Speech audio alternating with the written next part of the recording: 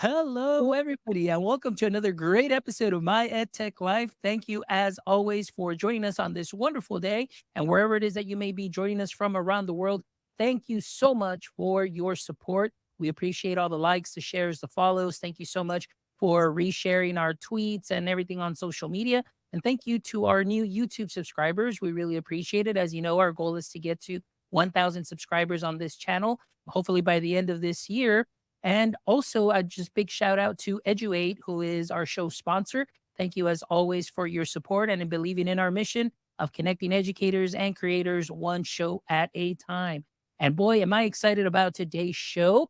Today, I am ready to welcome a great creator, just a great educator, a great person overall. And really, to be honest with you, and I might cause him to blush, but really a very big influencer in my creative journey as well, along with some other folks that we'll talk about. So I'm really excited to welcome Mr. Claudio Zavala to the show. Claudio, how are you doing this afternoon? Hey man, I'm doing fantastic.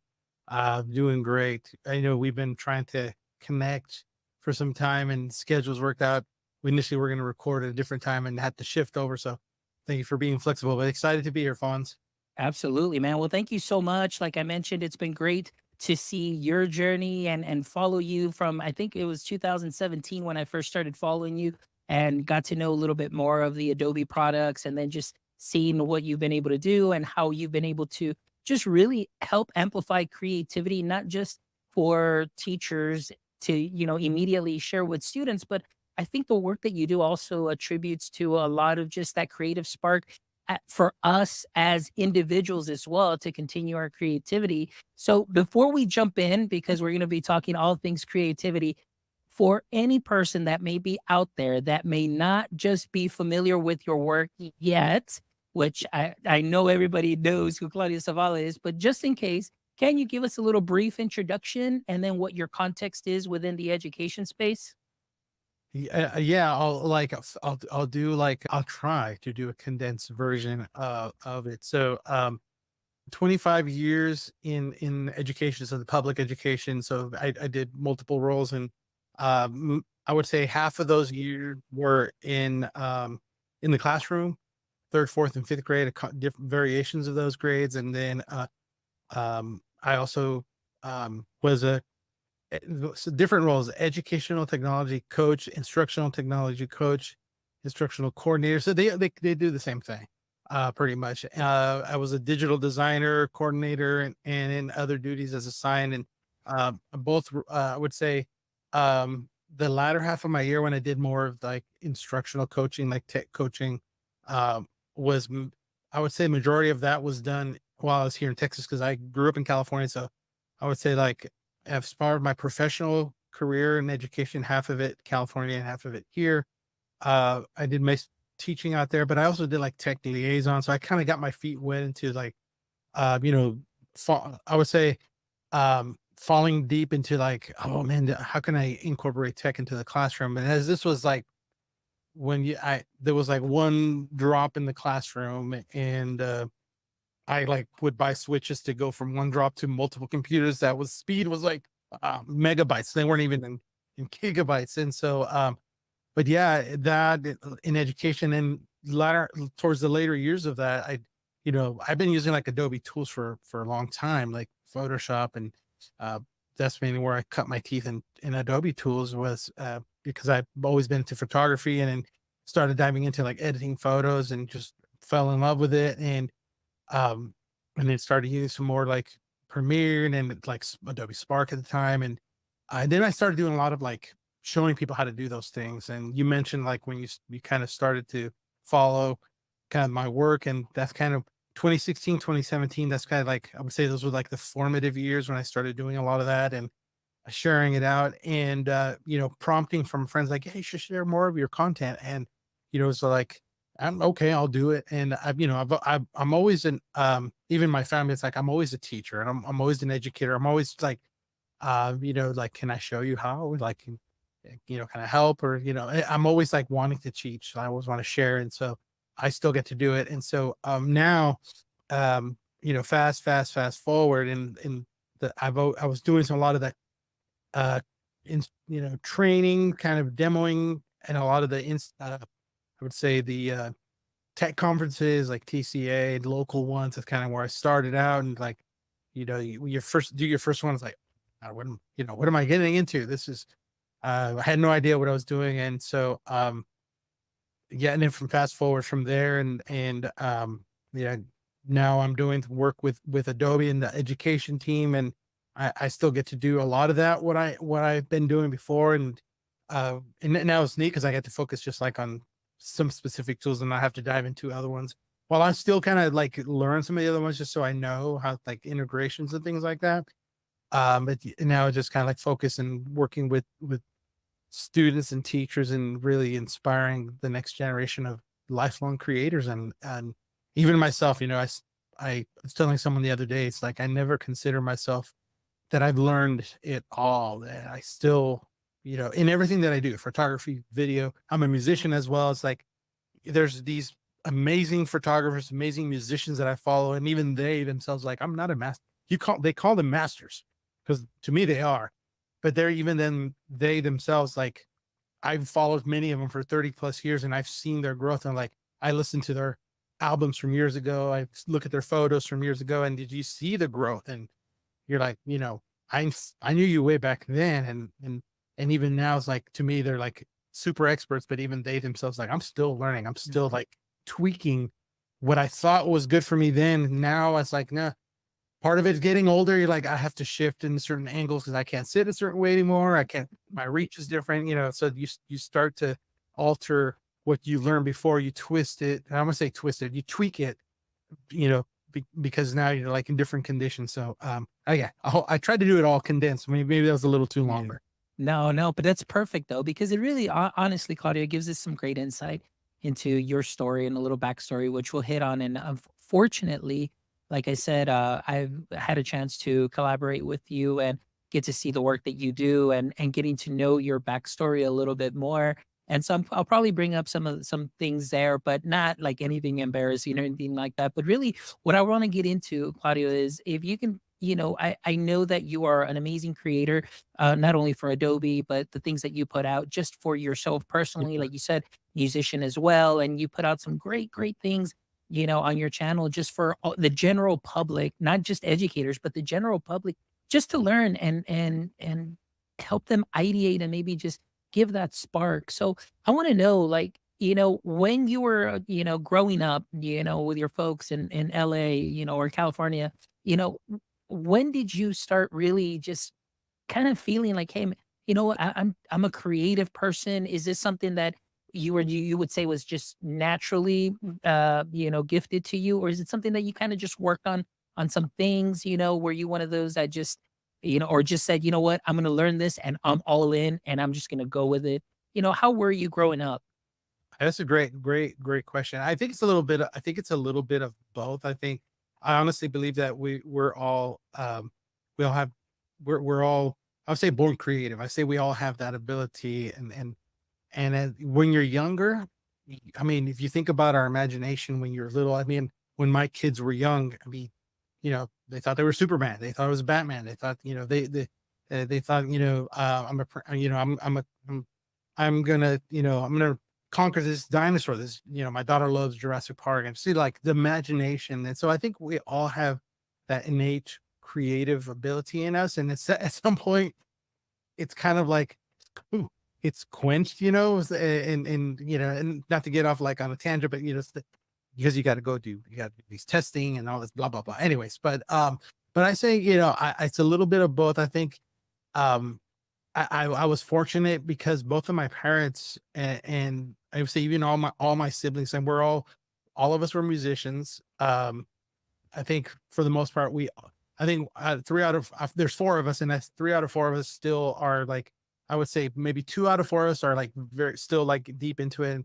I would say one of us like left the instrument, but I think if she picks it back up, she could probably like, rusty. But to go back, like all of us picked up an instrument at some point in our life, and I think like music being and playing an instrument is huge for like that creative mind. But I think my parents, my mom is artistic, and my dad being a musician, singer. He had some. He has. I have his 45 little record, A and B side of his first album. I would say it was an album, his first 45 they put out. And so he had a band. So that for me was like inspiration watching. And, um, but I would say growing up in the 80s, actually, I was having a conversation today with someone. It's like, we didn't have cell phones. So we didn't have these things to look at, to be inspired by others, what other people are creating, or even to think what they're doing.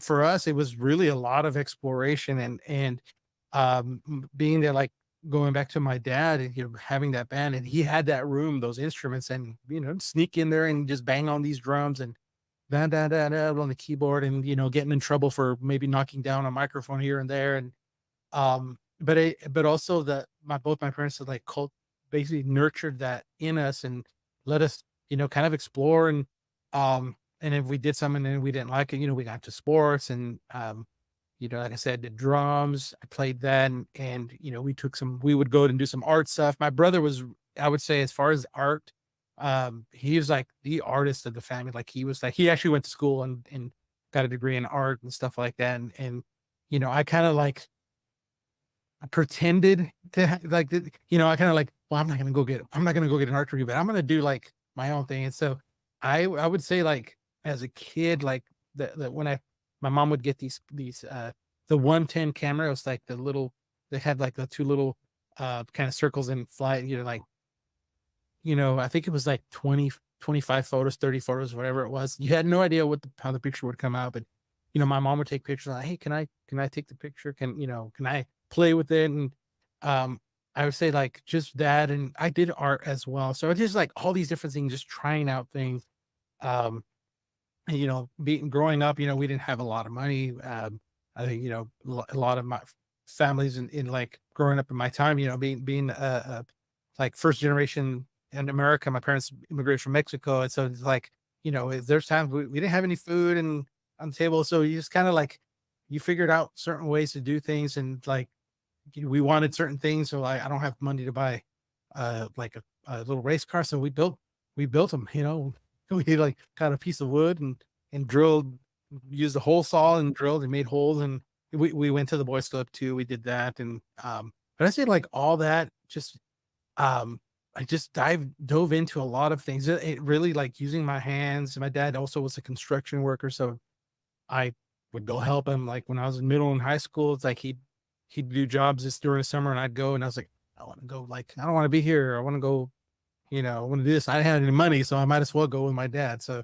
and just looking at like, I look at a lot of these homes that are built, because that's what my dad did for many times, concrete, putting floor, drywall, and things like that.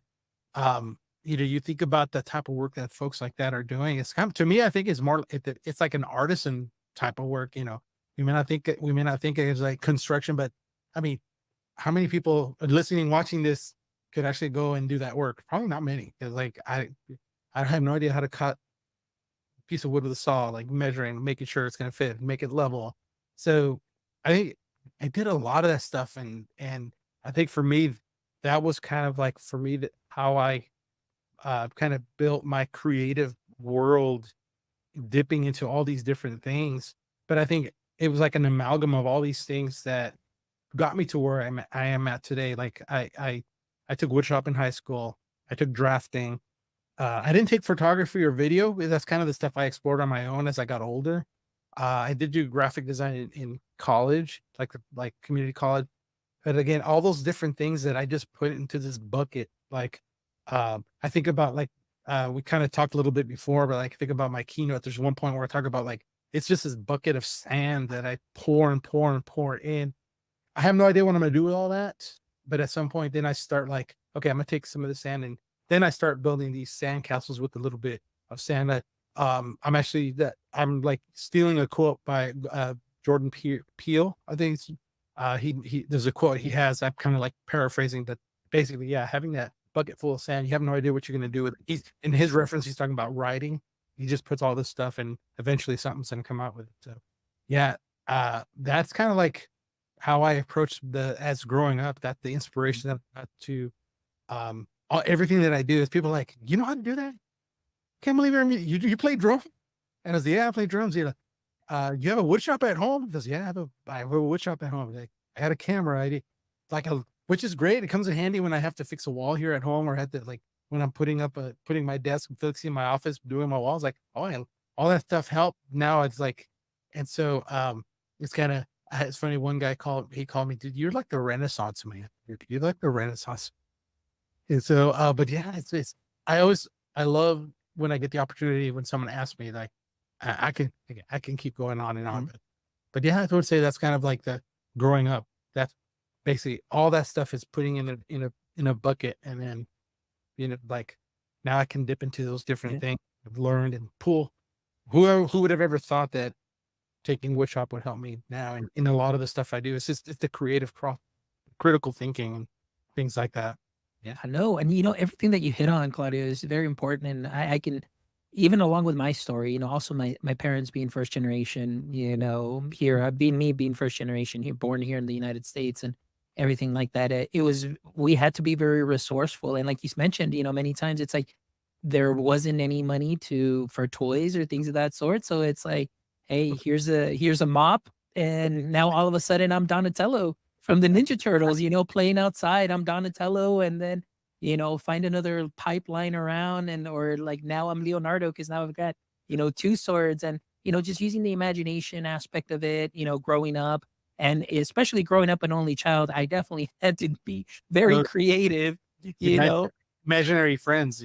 Yeah, well, during the time, I didn't have imaginary friends. However, there weren't too many kids around my age. They were all way older and Uh, everything. So it was just there by myself. But, my dad worked in a citrus farm. And so then I learned how to drive a tractor at a very young age, and then learned how to drive on the back roads and things of that sort. And then, so learning how to do those things and watching my dad, be in the shop and doing welding. So it was very interesting because everything was so hands-on. But going back to a little bit about what you said, I mean, is because we didn't have any of these, at the time, where number one, you can look and learn, but other times too, it could be very a time killer, where you can be very active and be, doing a lot of things, learning and things of that sort. And very much like yourself, I consider myself like a multi-passionate creative, because there's a lot of things that I dip my fingers and toes in, and I just want to go all in and learn that.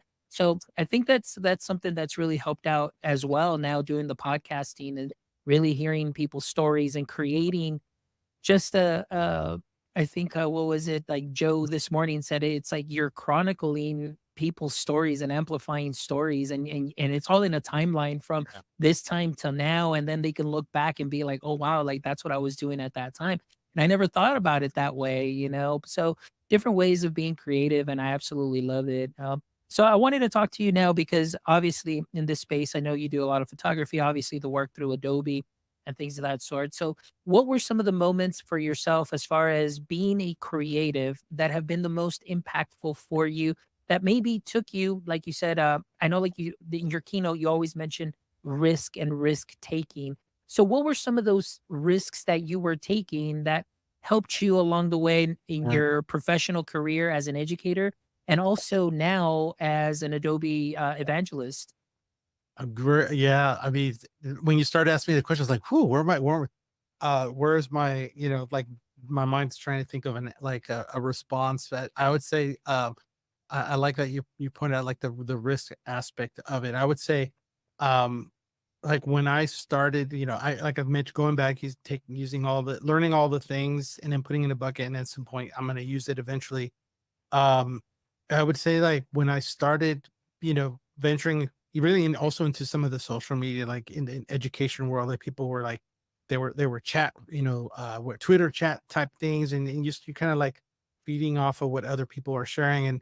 Um, and I think I was at a conference, and I, like, posted this, a tweet. I don't even remember. It was maybe, I started off like, I have no idea how this space worked, and I was like, well, I'm gonna use a picture, and I'm gonna add, like, some text on it, like a little positive message.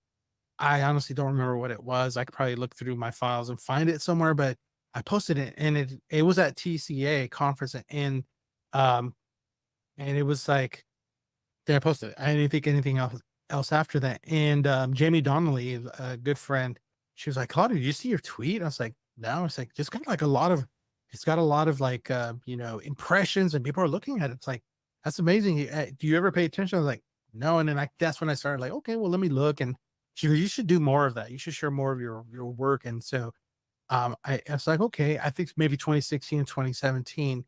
And, yeah, I'll go back. I know the year when basically when I said this, let's do it. I'm going to do it or not. And and then I told myself, I wish I would have done it sooner, but all things work out, I believe, at a certain time and when they need to. And, I was at, South by Southwest, and that happens in the EDU conference in Austin. And I was the only one. I was like, I'm going to pay my own way. I'm going to go, took some time off of, work, or I don't remember how I worked it out. So like, can I go? But like, I pretty much like paid the hotel myself. I think I stayed in an Airbnb or like a Holiday Inn, like try to find the cheapest route. Anyways, so I was there by myself, but I did meet up with other folks. Um, and they had like this karaoke night, live karaoke night. And it was like, you know what? Not many people, nobody knows me here really.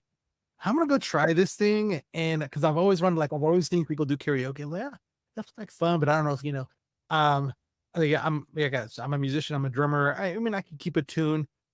People, I don't think I'm like a lead singer, but I can sing. And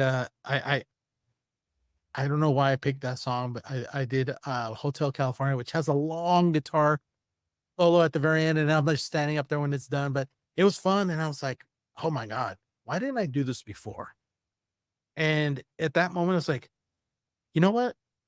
I'm just gonna do everything that I was thinking of doing. I'm just gonna start doing to like YouTube channel. I start like doing that, and then there was a lot of other people, a lot of other photographers, video folks, and even people sharing like how to use certain tools.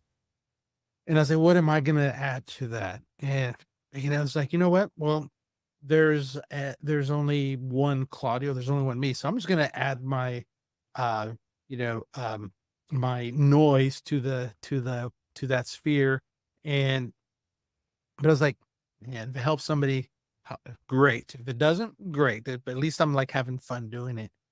And I'll fast forward a couple that summer, ISTE was in San Antonio. So, um, also along with those risks, what I started doing before then is we're like, I'm going to present at these conferences. Like I did it, but I was like so nervous. Like my first TCA, my first not South by, ISTE. And it was like, I'm like, this is nerve wracking. I don't know if I can do this. And, but also I said, well, let me do this karaoke at ISTE. I was like, yeah, let's try it out. I signed up, and then I got on stage, and it was also live at the EdTech karaoke that they do. And it was like thousands of people in the field, like, oh my gosh. And I was like shocked that I got third place on that night, which was cool. But that's like all that summer from February to that summer, it was like a huge moment of growth for me professionally, personally. And that's kind of like also where I'm at now at Adobe. I think that basically started like that door to, open where, I guess getting notice of the content that I create. And I just like started by scrap. I had a camera that wasn't high def it was 1080, but not like the cameras now which are, 4K, and lighting that I have now. I didn't all start there. It's like shop lights, which gave off heat, so when I'm doing the thing, it was like in between shots of like patting my face down because it was like, man, this thing is hot. Which is LEDs are so nice now because they don't give off the heat like fluorescence or even regular lights. But um that I would say that risk paid off for me. It's like, and then proverbial, I wish I would have done it sooner, but I'm glad I did it when I did. But that right there was the impetus to, you know, where I am today. And like, I always share with folks because people reach out to me and say like, um, they'd love to do like what I do. And it's like, do you have 5 hours to talk? But I don't have 5 hours to chat, but just like, I'm going to give you like the super cliff notes and just say like, this is what I did, but it may not my journey is not gonna be the same as everyone else's journey. It's very different. And so I really try to share with others, because, everyone's journey is gonna be different, how they get to, I love what I do. I'm fortunate. I feel super blessed to be able to do what I do. And, that I still get to do a lot of this other stuff that I get to, like music and video. And, it's giving me the opportunity to go places where I'm, never been before. We talked about as a kid, we were poor. We didn't, I grew up in San Diego, northern San Diego County, and like, we'd go to the beach, everyone, we went to Disneyland like once every like full moon or every, and it wasn't, we just didn't have the money. It's like, it was just, we'd go to the park, go to the beach. And so as I got older, it's like now where I got to where I'm at now, I've been able to go to these places. And I mean, I don't take it for granted. I'm just like super, super, like, I just feel grateful and blessed that I am where I am. I love it. And I love that story, Claudio, because it's just so relatable. I mean, and you're absolutely right. You hit on a couple things that where people may see somebody like you, or maybe somebody like looks at the podcast and is like, hey, man, like, how do I get started? How do I do that? And then you tell them, like, hey, it wasn't as easy as just like from day one, this doesn't happen. So I love that you are very open and transparent about your story and your journey, because I think oftentimes people think that what they see, they see on social media, they see the finished and polished product. But I know for your videos, it's not just one take videos that you're putting up on YouTube, and it's not just one take and that's it, you're done. I mean, that's hours of work, and then editing, and then uploading, and things of that sort. So for anybody that's watching, I mean, I know that many times that imposter syndrome hits, because it's Yeah. like, man, I wish I could do what they're doing, but they're pros. They do this. It's like, well, wait a minute. It's like you don't understand the work that goes into it, the learning, and then you're finally putting out that finished and polished product. So thank you so much for being very transparent and stay and letting us know that Yeah. this was a journey. This was a journey of 1,000 miles, 1,000 risks, Yeah. but it all paid off in the end just by simply putting yourself out there and not being, I guess I would say, not letting that imposter syndrome get in the way, or that comparison of, comparing yourself. Like you mentioned, when you said there's other people that are putting out YouTube channels or have YouTube channels on something similar. But I love the way you stated, you said, hey, there's only one Claudio, and I'm going to go ahead and add my spin on it. And you've been very successful in that. You've had tremendous reach and tremendous milestones in Yeah. these years, and that's wonderful. And also big shout out to Jamie Donnelly, who also, the same way that she was with you, like, hey, you really Yeah. got to go do this. She's, one time we met at TCA, she's like, hey, Fonz, this is what you got to keep doing. And so big shout out to those people like Jamie Donnelly that see something and just continue to encourage you to do those things and keep moving forward, because great Yeah. things do happen. Yeah, just start. It's one of those things. It's that imposter syndrome is so. Uh, I was like, that is so like. I'm trying to find the word. It could be debilitating, and it could easily discourage you. And you've got that little voice that's telling you, "Dad, what are you gonna do? Yeah, what do you have to offer?" And then, listen to the other voice and like, yeah, you have something to offer. And, um, and I would say it's like, you said it like this, the same thing with a different spin. And it's like, I was like, oh, I've not heard that way. I hear people share content, and I was like, oh, that's good. That's a great idea. And I tell them, I was like, I'm going to steal that idea, but I give you credit. I'm going to give you credit. I'm going to borrow that idea. But, um, yeah, I would just like, don't, that imposter syndrome can easily, terrify you. And, you'll get over that hump. And it's baby steps, go forward. And, it's like, you're going to take those lumps when they come, those scars are going to happen. And, you know, I'm going to tell you, like you mentioned YouTube, like there's a lot of negativity on social in general. There's a lot of positivity. And so it's like the comments that, you know, I'm guilty of not like always like they come through like on my feed, like on my app, and I try to like respond to as many, but it's just like, I don't have the money to hire someone to do it, but if I did, I would, but it's like not. I try to respond to as many, but every once in a while, like one creeps in. That's like when I first started, and I kind of went, what what do you? And I was like, wait a minute, this is person that I don't even know.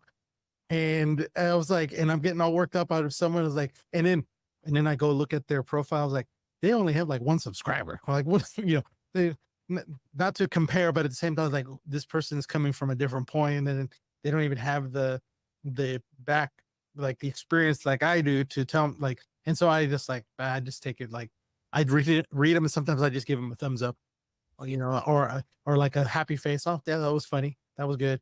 But at the same time, some of the comments that people have shared were constructive, and like, um, I took it constructively. Like, for example, so like you, without using any like swear words, but like you take some bleep bleep to get to the point, like just get to the bleeping point. And I was like, first I was like, wow, somebody cussed me, in the comment. And then I was like, but then I was like, huh, but that's a good point. Maybe I need to get to the point faster. And could be I was looking at other YouTubers and looking at their format, and it's gonna like and figuring out how am I gonna do this? Like, and I like the way some people were kind of like they started off being like telling little stories, and but I guess people that were coming to my channel didn't want those little stories. They just wanted they don't want the appetizer. They just wanted to get to the steak. And so I was like, okay, I'm just gonna go straight to the steak. Let's skip the appetizer. So, but yeah, Yeah, no, that's important. But as long as the steak is medium, right? But yes, that as soon as I said, yeah, as soon as you said that, I just thought about the steak incident. It's like, oh, well, it's not medium. No, quick, well, I think for people for context, quick story. We went somewhere and I ordered a medium, and they came well done. They took it back. It came medium well. So if I said, let me eat it. So long story short. yeah. Long story short, I think Claudio ate more potatoes than he did steak that day. Anyway, but hey, let's go ahead and talk a little bit about that, Claudio. Well, now we're kind of shifting now a little bit more from that personal space now Yeah, yeah. into this professional space as an Adobe evangelist, and to be able to see the work that you've done, and blessed to be have the opportunity to be at some of these events at these ACE Institute. I want to just get your perspective on it, because I know that we chat and we talk, and normally we talk, hey, like this went well, this with all these teachers did well. But in your perspective, being kind of that heart that you have of a teacher, very similar to the way that you do the things in YouTube to give people just sharing your knowledge and your spin on things. Like when you do these institutes, like how do you feel like, when you see a room of excited educators that are ready to learn, and then as you go from room to room and you just kind of see those aha moments and things of that sort. Can you tell us a little bit about that? Because I've never asked that, but I figured, you know what, this is a great time to ask. What goes through your mind during those Yeah. events? I know I love that because I don't always get to reflect on that. Maybe like just quickly thinking, but not totally reflect like I can right now. So for those listening and that figure little context, so our Adobe education team, so we I would say we offer these experiences. We don't call them PD, we call them like learning experiences, but we call them Adobe Creativity Institutes, where it's a full deep dive into creativity, the creative process.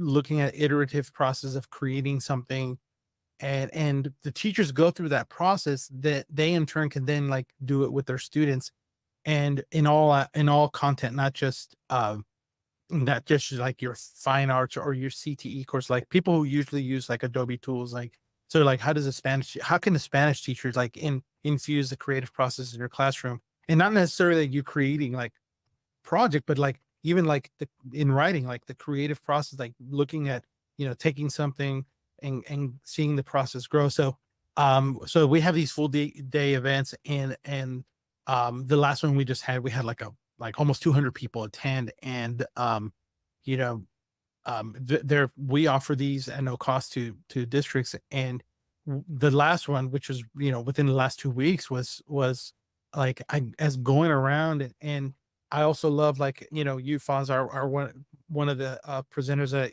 I like try to get as much as I can to the when we have these institutes. And so when I go around and look at what people are creating, and for many of the teachers, because they have there's multiple skill levels that come to these institutes. Some people that are like, oh, I'm like, I took design in school, and I'm very familiar with Adobe, and some others like you know, what is, how do I log in, how do I log in, how do I get this? But by the end of the day, everybody, we are tired.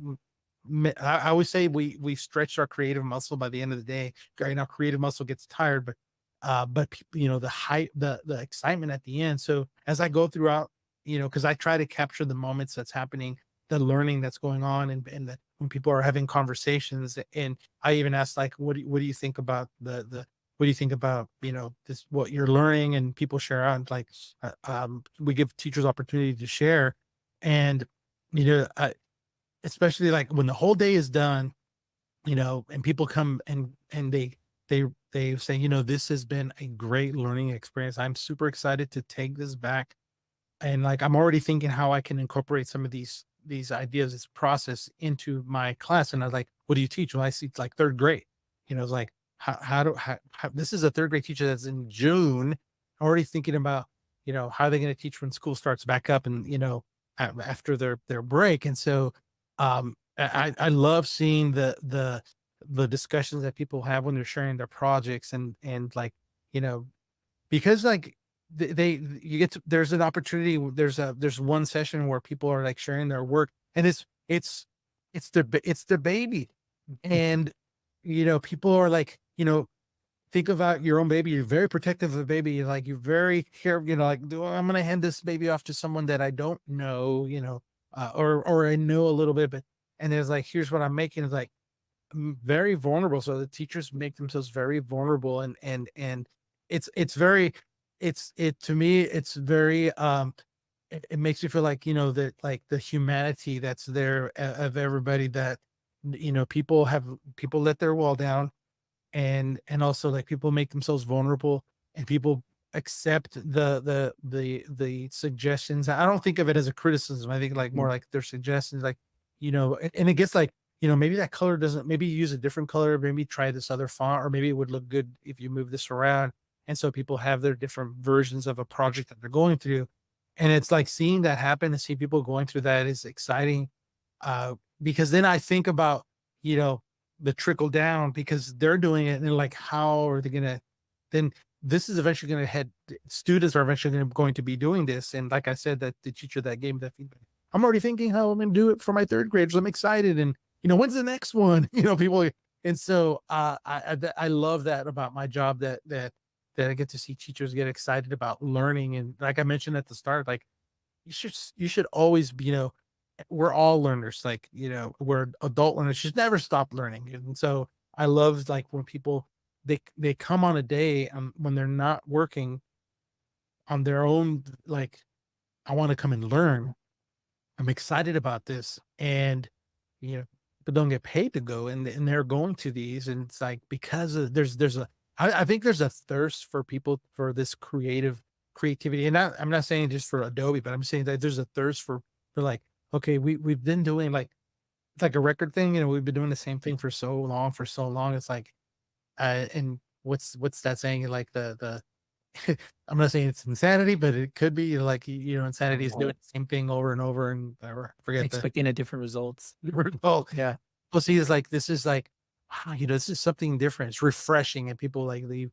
And so, for me, it's like, it boosts like my morale to see, like, this is, it's exciting. Physically, you're tired by the end of the day, exhausted, but the outcomes is like, and then, this, wow, from, to me, when I see a room full of people like that are excited about the creative process, it's like, wow, it just speaks volumes, because eventually, like, the synergy, one, well, these teachers, and then one's going to affect another student, and eventually those students, it's going to grow. So, yeah, that's it. Thanks for asking that. Cause that's like, I've never actually like taken time to like, reflect like that. Yeah. And I always wonder, because I know, like you said, we come out of these events tired, and then But I mean, we have the stories too that we'll say, "Oh man, I was helping this teacher, and then she was just so excited." And you know, a lot of people in our groups, they get so excited, and because, like you said, they're stretching that new muscle, then they're thinking about ways that they can implement this right away, and then they come up and they're like,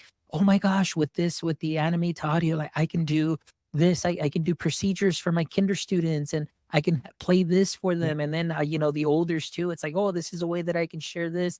Or the graphics or the book covers, and they just start getting so thrilled and so excited about it. And I think that's one of the things that I love too about it. And when I, you know, get to lead these sessions, what I love to do is like I tell them that although this is, you know, a tool that they'll be able to use, and I want them to think about how they can implement it in school. I say for this day though, I want you to really just enjoy yourself and get in touch with your own creative, you know, in you, because sometimes like you mentioned, you know, we do the things the same way over and over again. And I believe truly that, you know, probably from like third grade to ninth grade within our school system, we kind of lose a little bit of that creativity due to the state testing, you know, and because everything's focused on that, and maybe teachers feel like, oh, I can't spend time on doing this different because it's going to take up some of my time. But when they go to these institutes and they see like, oh, this is easy. Like, you mean I can use this for science? I can use this for social studies. I can use this one template, not only as an about me, but you can use it for a historical figure. You can use it for a science element. You can use it for this, and it's already there. I just need to tell them to remix it. Absolutely. And they absolutely love that they can go ahead and do that and challenge their students and still have a wonderful learning artifact from their students, and giving them, like you mentioned, an enhanced learning experience. Mhm. And that's something that's huge and I absolutely love. Yeah, it's fat. It's definitely like exciting when those happen. Yeah, yeah, I know for sure. And so, well, thank you so much for sharing that, because I know we hardly ever get to talk about that, but Yeah. thank you so much for reflecting on that, because man, I see the work that you put in and everything that you've got going on, and then to be able to capture those moments, but to also just reflect back on those things. And you know, big shout out to the district, you know, 2 weeks ago being Yeah. there. I think it was what, 190 or 191 191. that showed up out of Yeah. 200 that registered. I was like, wow, that was And huge. they had 100 on the wait list, which we weren't able to accommodate due to space. And so it's like just that like 300 people were excited about that. Come on. Yeah. Yeah. Yeah. That is amazing. So you know that there's something going on, like you mentioned, that yearning for just creativity and just presenting something that they already do in a slightly different way. That's definitely going to engage their students and offer that learning experience as well. So that's amazing.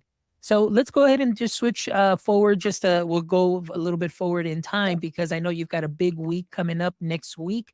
Mhm. So I know the show will be coming out probably like next week, also just in time for this Cool. wonderful event, which is ISTE. So tell me a little bit about what Claudio Zavala and the rest of the Adobe for Education team will be working on at ISTE. Wow. So, yeah, so I guess like I'm still trying to get all my stuff, get all packed. So, but no, it's going to be exciting. It's going to be a lot of fun.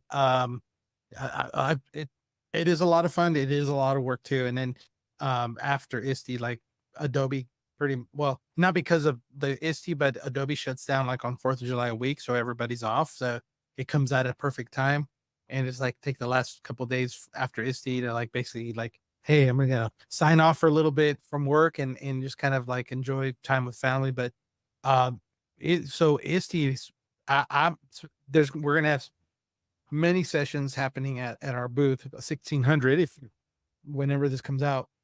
But I'm doing so we're all kind of taking our um like focusing on different pieces within Adobe Express. So like I'm going to be doing the animation and video piece at Adobe. So my sessions will just focus on those, and which I like because last year we kind of did a mix of everything. And so some, like, well, Claudia, you're like the video guy, so let's have you do the video. I was like, cool, and all that. I'll do it. Yeah, I love video and animation. So we're gonna have like the drawing piece, like someone's gonna focus on drawing.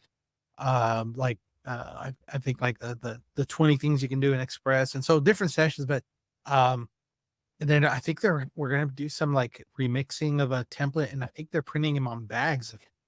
So it's kind of cool. It's gonna be exciting. I have limited quantities, just I don't know if I'll get a chance to make my own, but yeah, that we'll be doing that. I get in tomorrow, which is the day before, so get a little. I usually like doing that just to get, first of all, be able to make sure I get there because crazy weather can happen, and so, um, but we're also having we're hosting this kind of like a gathering on one of the events. Kind of my mind's going blank right now on it, but that's going to be exciting. We're a few folks coming into that, and then I'm so excited because we're also having a lot of districts from my area. So I support Central Region, which is Texas, Oklahoma, Arkansas, Iowa, Illinois, Wisconsin, and Missouri. I think that's it. I don't think I missed any. So some people, folks that are coming from those areas, we're meeting with as many as we can. Maybe have some breakfast or coffee, and so excited to chat with them.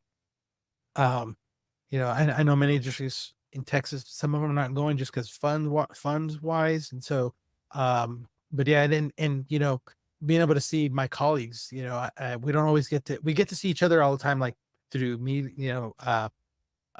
online, on team calls and texting, but it's like we're not always all together at one place at one time. So it's like we're all excited to do that. We're like, well, let's do this, let's do that, let's capture, so we're gonna try to do some like videos of things that we can use eventually in the future. So it's like we're I would say any spare moment, we're just like we're gonna take advantage to try to get like some stuff that we can do that we can use eventually at down the road. So like for social and things like that. So the booth stuff's going to be fantastic. It's exciting.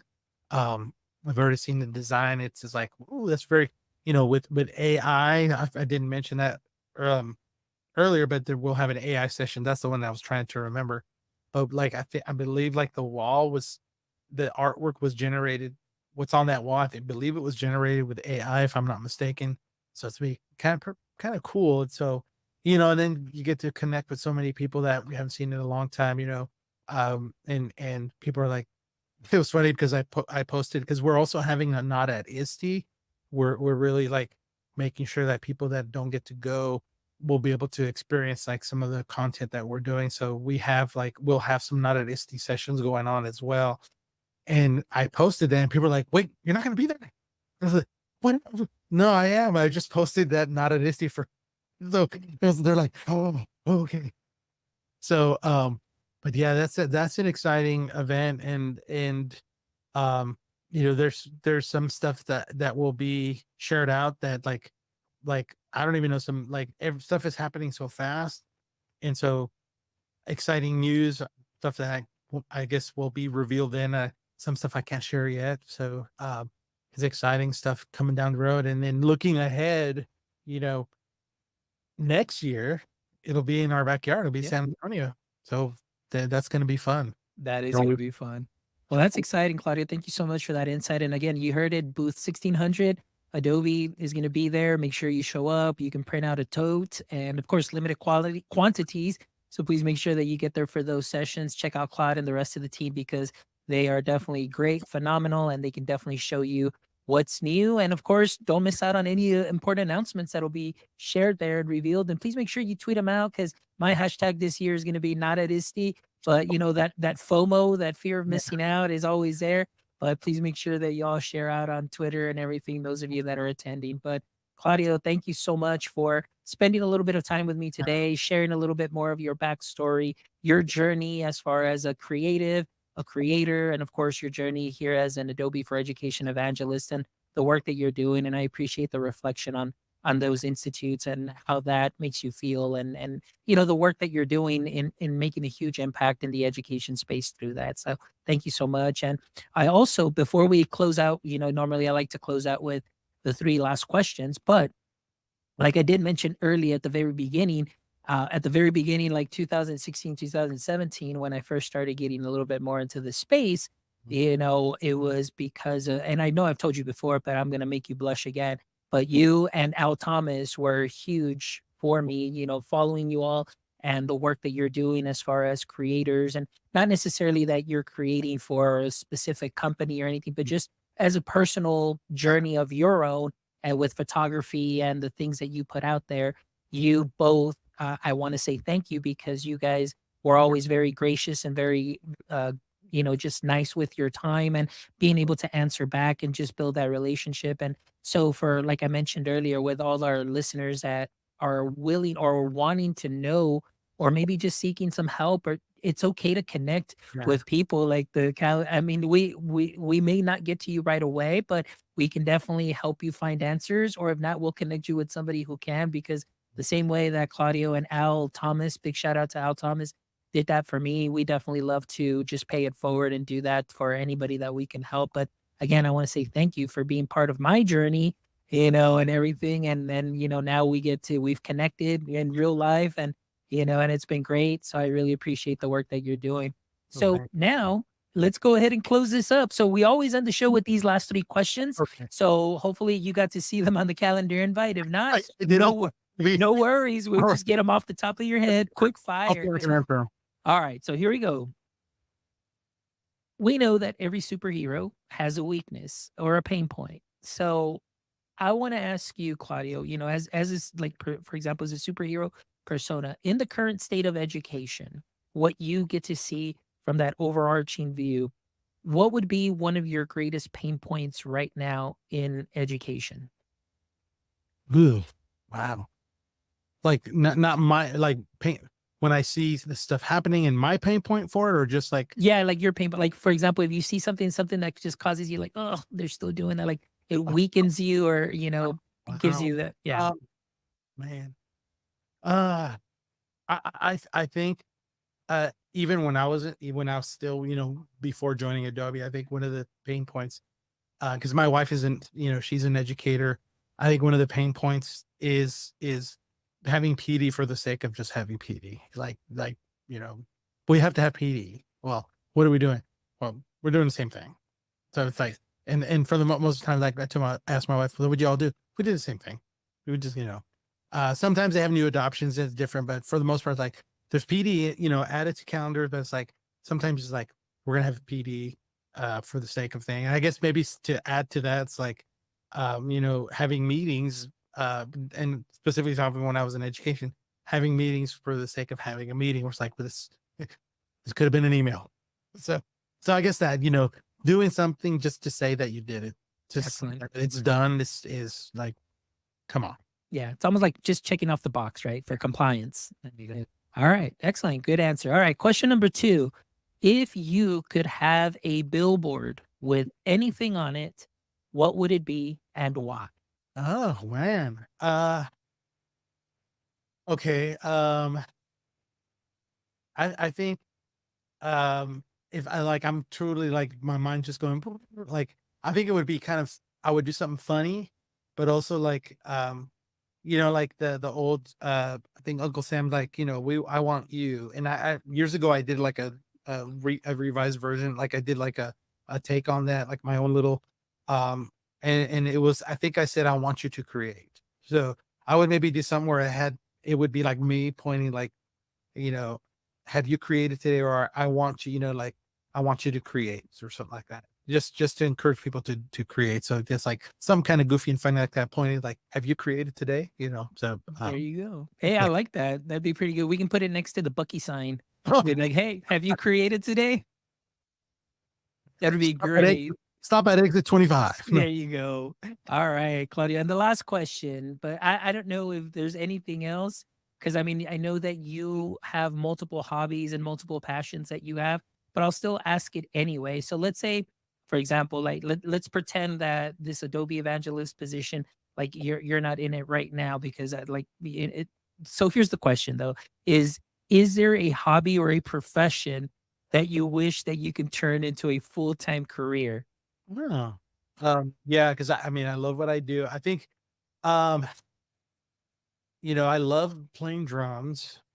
I don't know if I'd want to be doing that because they're out, like they're gone a lot. I mean, I'm gone too in ways, but that lot that like, I don't know, maybe like, um, in that aspect, maybe online YouTuber that drums or something like that. That would be kind of cool. I'm gonna give you several here. So that would be one.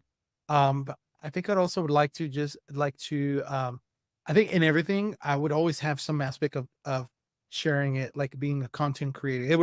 I'd always have that. So, um, the other would be like doing some woodwork stuff and I like showing people how I'm doing it. That would be kind of cool.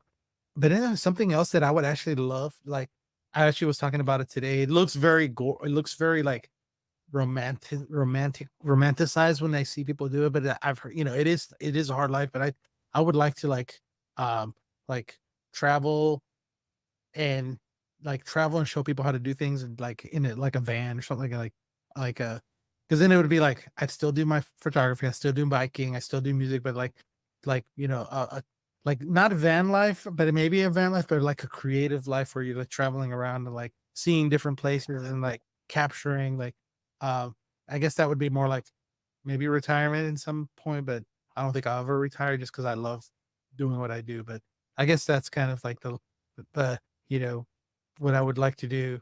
Like if I wasn't doing this, that would be like kind of something like that. Yeah. Well, those are some great ideas though that you threw out, like, enjoying that van life, that traveling. So I can see you either like pulling in and just putting up like something on socials like, hey, anybody want to learn Adobe Express? And you just pull up in your van.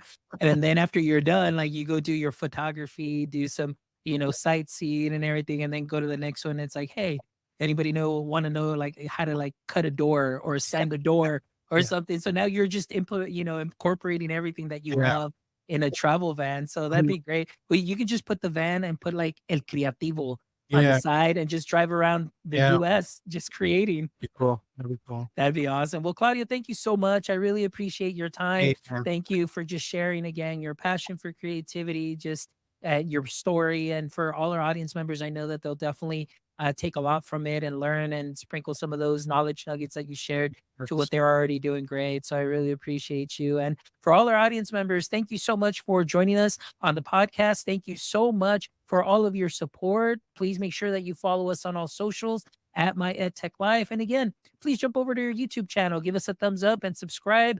Remember, our goal is to get to 1,000 subscribers. And don't forget to visit our website at myedtech.life, where you can check out this amazing episode and the other 283 episodes that we have with amazing creators, educators, professionals, founders. We've got a little bit of everything just for you so you can take some of that knowledge and implement it or put it into your teacher tool belt and make sure that you have it available whenever it is that you need it. So thank you as always for all of your support. And my friends, until next time, don't forget, stay techie.